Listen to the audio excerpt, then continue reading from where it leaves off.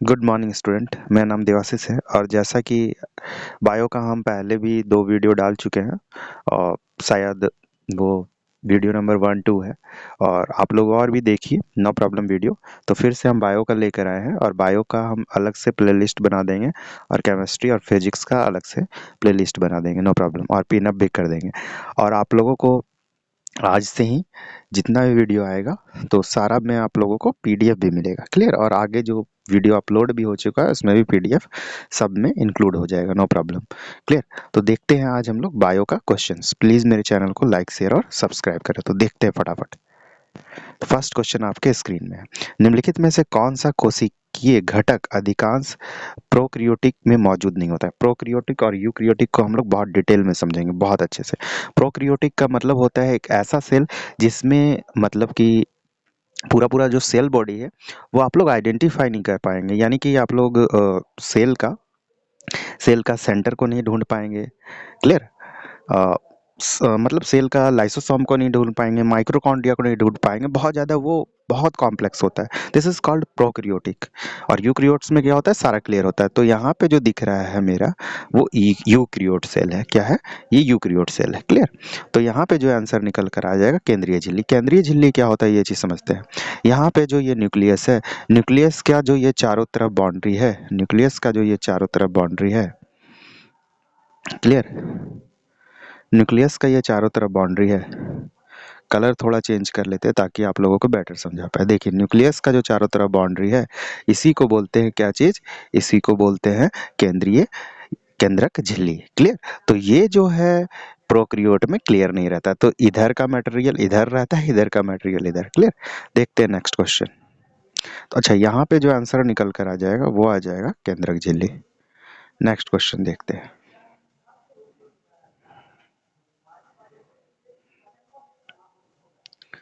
तो next question आपके screen पे है।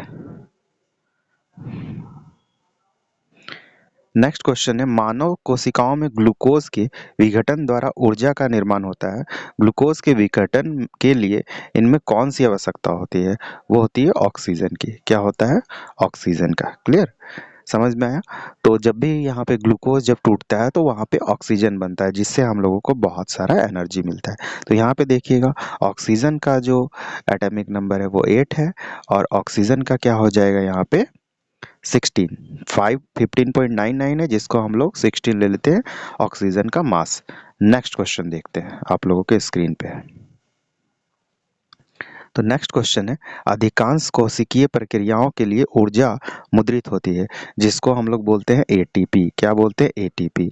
और एटीपी का देखिए ये स्ट्रक्चर है, ये ऐसे आप लोगों का काम नहीं आएगा, इससे कोई लेना देना है नहीं, क्लियर। तो यहाँ पे क्या है, एटीपी का फुल फॉर्म आप लोगों को जानना है। तो क्या हो जाएगा? Adenosine triphosphate. क्या हो जाएगा? Adenosine triphosphate.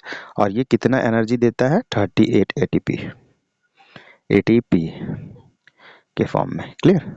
आगे चलते हैं, नेक्स्ट क्वेश्चन। तो नेक्स्ट क्वेश्चन है, किस कोशिकांग को कोशिका की आत्महत्या की थैली के रूप में जाना जाता है? इसको बोलते हैं लाइसोसोम। तो देखिए ये जो है, ये वाला जो मेरा पार्ट है ये लाइसोसोम है, हम इसको अलग से भी लगाए हैं ताकि आप लोग देख पाए। अच्छा, लाइसोसोम को आत्महत्या की थैली क्यों बोला जाता है? इसीलिए बोला जाता है क्योंकि पता है ये क्या करते हैं, इसको हम लोग सफाई कर्मी भी बोल सकते हैं सेल का।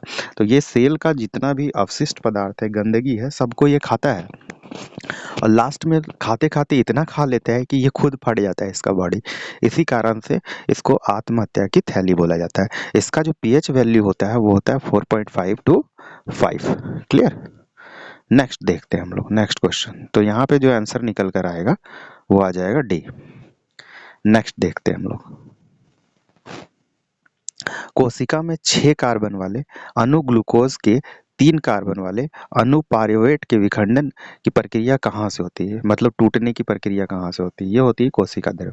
तो कोशिका द्रव्य क्या होता है? ध्यान दीजिएगा, एक सेल है, देखिए ये जो है ये कोशिका का पूरा द्रव्य जो बीच वाला जो पार्ट है ये लगा हुआ है। तो जैसे कि मान लेते हैं ये सेल है और ये सेल के जो बीच का पार्ट है न्यूक्लियस, तो इसके और इसके बीच का जो पार्ट है इसको बोलते हैं हम लोग साइटोप्लाज्म इंग्लिश में, और हिंदी में बोलते हैं कोशिका द्रव्य। Very easy. नेक्स्ट क्वेश्चन देखते हैं।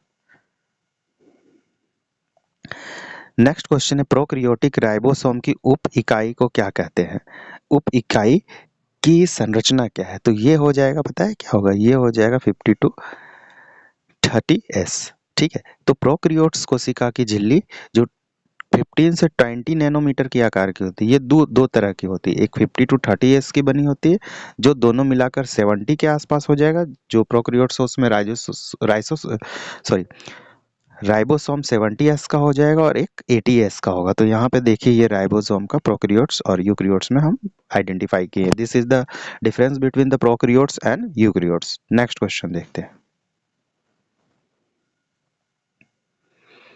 तो नेक्स्ट जो है ये बताया गया है, हम इसको जानबूझकर ये क्लिप लगाए थे कि आप लोग समझ पाएंगे कि प्रोकैरियोट्स और यूकैरियोट्स में क्या क्या डिफरेंस है।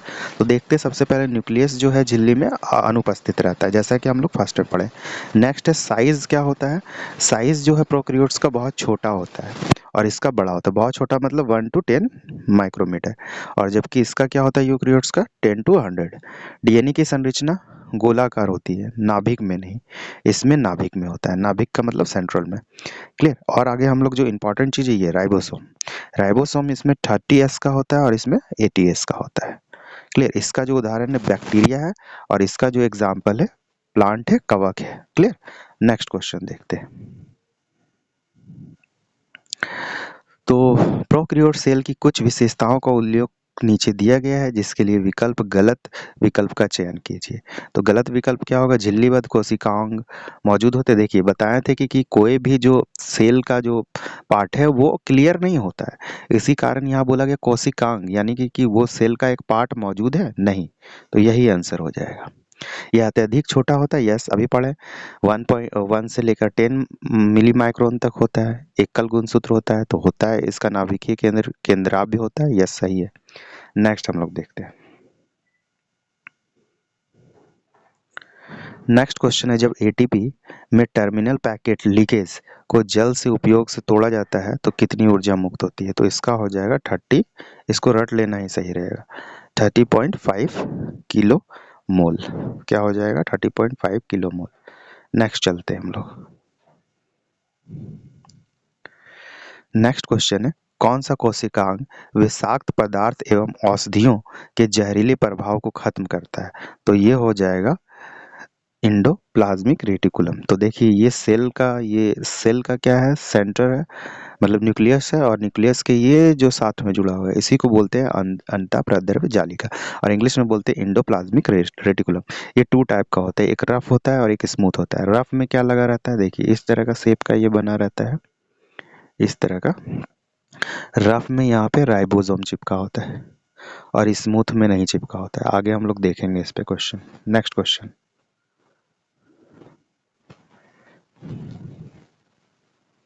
तो नेक्स्ट क्वेश्चन आपके स्क्रीन पे, निम्न में से किस प्राणी उत्तक में चपटी कोशिकाएं होती है? तो ये भी लर्न करना होगा, ये हो जाएगा सल की उपकला, उत्तक है। ठीक है, नेक्स्ट हम लोग देखते हैं।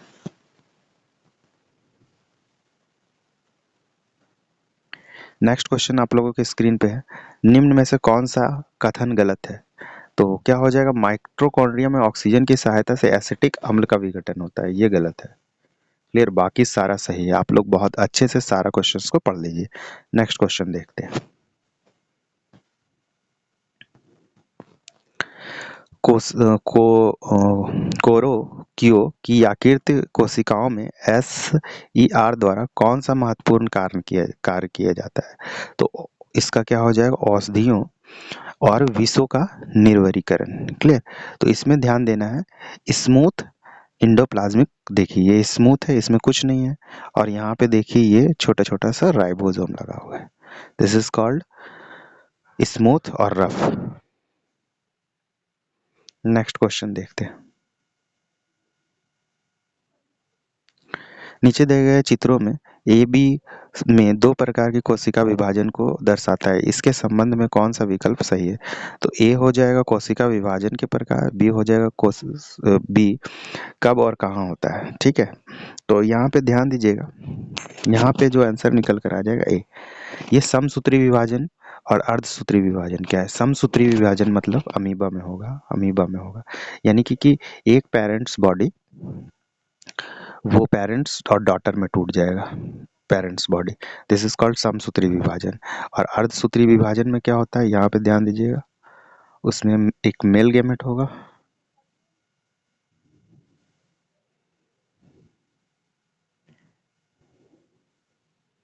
इसमें एक मेल गैमेट होगा, एक मेल गैमेट होगा और एक फीमेल गैमेट होगा, और ये दोनों मिलकर एक न्यू सेल बनाएगा। क्लियर? दैट इज कॉल्ड सम अर्धसूत्री विभाजन। नेक्स्ट आगे चलते हैं, तो इसका जो आंसर निकल कर आएगा सी।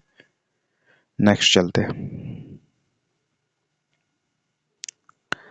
निम्नलिखित में से किस कोशिकीय घटक को कोशिका के प्रोटीन के कारखाने के रूप में जाना जाता है? तो इसका हो जाएगा माइटोकॉन्ड्रिया। क्या हो जाएगा? माइटोकॉन्ड्रिया। क्लियर? तो देखिए यहाँ पे राइबोसोम में कोशिका की प्रोटीन, सॉरी इसका हो जाएगा माइटोकॉन्ड्रिया नहीं, प्रोटीन है ना, तो यहाँ पे हो जाएगा राइबोसोम। तो राइबोसोम है, ये फिगर किसका है? राइबोसोम का। यहाँ पे प्रोटीन के कारखाने के रूप में जाना जाता है। क्लियर? इसमें क्या होता है? आरएनए की बनी होती है। नेक्स्ट चलते हैं। तो नेक्स्ट क्वेश्चन आपके स्क्रीन पे है, निम्नलिखित में से किसे कोशिका का पावर हाउस कहा जाता है? यहाँ पे हो जाएगा माइटोकॉन्ड्रिया, क्योंकि ये सभी बॉडी को एनर्जी देता है। क्लियर? अच्छा, एक चीज और यहाँ पे जानने का जरूरत है, ये पावर हाउस के साथ साथ यहाँ पे क्या है, इसका जो स्ट्रक्चर होता है शू लाइक स्ट्रक्चर, जूते के समान होता है, ये चप्पल के समान। और आगे चलते हैं, इसकी खोज किसने की थी? Albert von Kolliker. इसकी खोज किसने की थी? Albert von Kolliker. Next question देखते हैं। यूकैरियोट कोशिकाओं में निम्न में से किस कोशिकांग को आत्महत्या की थैली कहा जाता है? क्लियर? तो यहाँ पे हो जाएगा लाइसोसोम, और देख सकते हैं this is the structure of lysosome. Next देखते हैं हम लोग।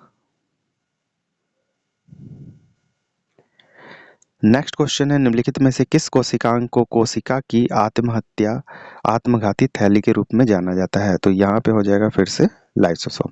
देखते हैं आप लोग कितना क्वेश्चन रिपीटेड होता है रेलवे में, बहुत सारा क्वेश्चन रिपीटेड होता है, तो इसीलिए प्रीवियस ईयर पढ़ना जरूरी है और एक्सप्लेनेशन तो जानना और भी ज्यादा जरूरी है। नेक्स्ट क्वेश्चन देखते हैं।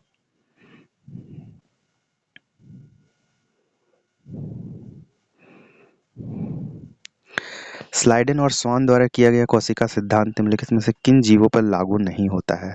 वो हो जाएगा विषाणुओं पे, क्योंकि विषाणु का अपना अलग ग्रुप बना लिया गया है।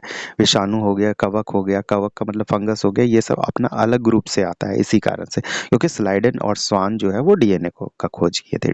ठीक है, समझ में आया? नेक्स्ट समझते हैं हम लोग आगे। नेक्स्ट है, रॉबर्ट हुक द्वारा कोशिका की खोज किस प्रकार की गई? क्लियर? रॉबर्ट हुक के द्वारा कोशिका की खोज किस प्रकार की गई? तो ध्यान दीजिएगा, आप लोगों को पहले से ही पता है, क्वार्क का निरीक्षण करते समय।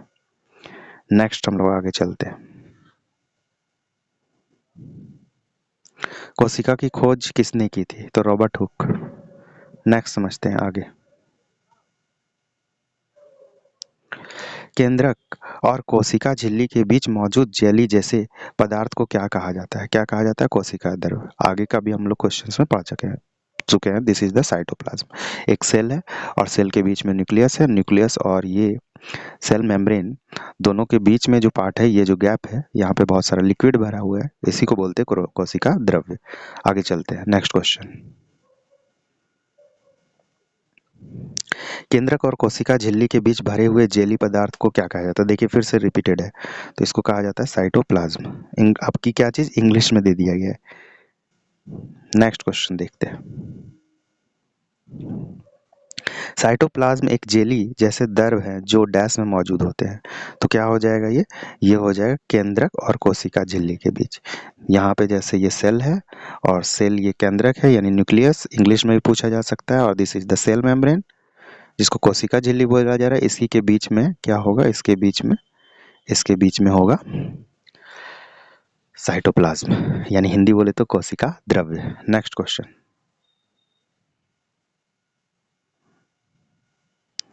नेक्स्ट क्वेश्चन है, पानी की कमी के कारण कोशिका के संकुचित होकर कोशिका भित्ति से अलग होने की प्रक्रिया को क्या कहा जाता है? इसको बोलते हैं प्रोटोप्लाज्म। नेक्स्ट क्वेश्चन देखते हैं। डैश को कोशिका के पावर हाउस के रूप में जाना जाता है, ये हो जाएगा माइटोकॉन्ड्रिया। एंड माइटोकॉन्ड्रिया कैसा दिखता है? शू के जैसा, चप्पल के जैसा। नेक्स्ट क्वेश्चन देखते हैं। कोशिका का वह बाह्यतम आवरण कौन सा है जो कोशिका के अवयवों को उसके बाह्य वातावरण से अलग करता है? वो क्या होगा? प्लाज्मा झिल्ली। क्लियर? क्या हो जाएगा? प्लाज्मा झिल्ली। नेक्स्ट क्वेश्चन देखते हैं। तो नेक्स्ट क्वेश्चन हम लोग नेक्स्ट डेट देखेंगे। आज के लिए इतना ही। प्लीज़ मेरे चैनल को लाइक शेयर और सब्सक्राइब करें और देखिए अब केमिस्ट्री के साथ साथ बायो भी आना चालू हो गया और इसका हम अलग प्ले लिस्ट बना देंगे, नो प्रॉब्लम। Thank you. आज के लिए इतना ही। प्लीज़ PDF ज़रूर डाउनलोड कर ले पढ़ने के बाद। Thank you for watching my video. Thank you, धन्यवाद।